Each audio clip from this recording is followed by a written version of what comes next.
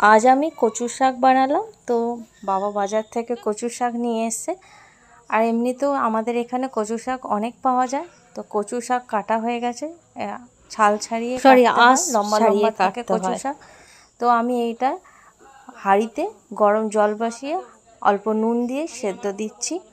আর এই কচু শাক যতটা পরিমাণে থাকে কিন্তু সেদ্ধ করার পর অনেকটাই কমে যায়। আমি ঢাকা দিয়ে দিলাম, হাঁড়িতে গরম জল নুন দিয়ে ভালো করে সেদ্ধ হতে দিয়েছি। এদিকে আগের দিনই ইলিশ মাছ হয়েছে আর তার মাথাগুলো রেখে দিয়েছিলাম। দেখতেই পাচ্ছেন কচু শাক সেদ্ধ হয়ে গেছে, আর এই জলটা ফেলে দিতে হবে। অনেক সময় অনেকের কচু শাক হালকা চুলকায়, তার জন্য লেবুর রস আপনারা ইউজ করতে পারেন। লেবুর রস দিয়ে সেদ্ধ করে জল ফেলে দিতে পারেন। এবার ইলিশ মাছের মাথাগুলোতে হলুদ নুন মাখিয়ে ভালো করে মেখে নিচ্ছি। এগুলো আমি ভাজবো। প্রথমে কড়াইয়ে তেল গরম করে সরষের তেলে রান্নাটা করব। মাথাগুলো গরম তেলে ভেজে আমি উঠিয়ে নেব। সব 4টা মাথা আছে, আধা করে কাটা। তো 4টা মাথায় আমি ফ্রাই করে নিচ্ছি একসাথে। আন্দাজ মতো তেল নিতে হবে। ভালো করে মোটামুটি ফ্রাই করার পরই আমি এগুলো উঠিয়ে নেব। ইলিশ মাছের মাথা দিয়ে বা ছোলা দিয়ে বা ছোলার ডালও অনেকে দেয়, নারকেল দিয়ে কচু শাক ভালোই হয়। ভাজা হয়ে গেছে, উঠিয়ে দেওয়া হয়েছে। এবার ওই তেলের মধ্যে জিরে, শুকনো লঙ্কা, তেজপাতা ফোড়ন দেওয়া হয়েছে। ফোড়ন দেওয়ার পর যেই কচু শাক জল ঝরিয়ে রেখেছিলাম একদম কমে গেছে, দেখতেই পাচ্ছেন। তো এটাকে আমি দিয়ে দেবো। কচু শাকে সেরকম কোনো মশলা খুব একটা লাগে না, এই কষানোর উপরেই রান্নার টেস্ট। যত ভালো করে আপনারা কষিয়ে রান্না করবেন ততই টেস্ট এটার। কচু শাক দেওয়া হয়ে গেল সম্পূর্ণটাই, যতটা ছিল হাঁড়ি ভর্তি, একদম ঢুকছিলই না।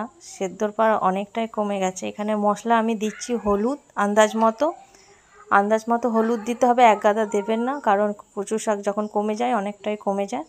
নুন দিয়েছি, জিরে গুঁড়ো দিয়েছি, আর এখানে আপনারা লঙ্কা গুঁড়ো দিতে পারেন।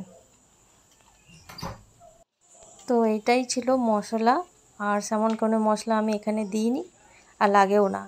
এখানে আন্দাজ মতো চিনি দিয়েছি। চিনি অনেকে আবার অনেক মিষ্টি একটু বেশি খায়, তো আমি যেরকম লাগবে সেরকম অনুযায়ী দিয়েছি। এখানে আদা আর কাঁচা লঙ্কা নিয়েছি অল্প পরিমাণে। আদাটা আমি কুড়িয়ে নেব, আর ঝাল আপনাদের আন্দাজ মতো আপনারা দেবেন। আদা কুড়ানো হয়ে গেছে, কাঁচা লঙ্কা আমি দিয়ে দিলাম।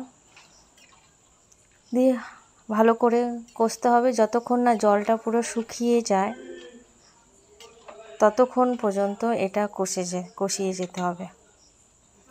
তো আপনারা যারা দেখছেন, বাংলাদেশ থেকে যারা দেখছেন, অবশ্যই কমেন্ট করে জানাবেন। আর আপনাদের কচুর শাক খেতে কেমন লাগে অবশ্যই কমেন্ট করে জানাবেন। কচুর শাক না কচুর লতি, কোনটা বেশি ভালো লাগে? আর আপনারা কেমনভাবে বানান অবশ্যই কমেন্ট করে জানাবেন। কোথা থেকে দেখছেন জানাবেন। তো আমার তো বেশ ভালো লাগে, তবে কচু শাক একটু সময় সাপেক্ষ, ধৈর্য ধরে রান্না করতে হয়, তাই জন্য রেগুলার হয়ে ওঠে না। তো দেখতেই পাচ্ছেন কতটাই জল বেরিয়ে এসছে, আর এটাকে একদম শুকিয়ে নিতে হবে। যত ভালো করে কষাতে পারবেন ততই এটার টেস্ট বাড়ে। কোনো মশলা আর লাগছে না। আর লাস্টে যখন কষে অনেকটাই কমে এসছে, তখন ভাজা মাথাগুলো আমি দিয়ে দিলাম। দিয়ে আবার নাড়িয়ে চাড়িয়ে শুকনো একদম কষিয়ে নিতে হবে। আপনারা যারা দেখছেন আমার রান্নার ভিডিও প্রথমবার, অবশ্যই ফলো দিয়ে রাখুন, কারণ রান্না ছাড়াও আমি প্রোডাক্টের আপডেট দিই, যেগুলো লিংক আপনারা ডিটেলসে পেয়ে যাবেন।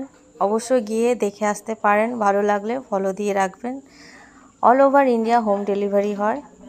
খুবই কম প্রাইসে আপনারা পেয়ে যাবেন sari, blouse, kurti, lehenga, gown, shirt, pant, panjabi collection, jewellery also available. তো আর কেন দেরি, অবশ্যই গিয়ে ফলো দিয়ে সঙ্গে থাকবেন।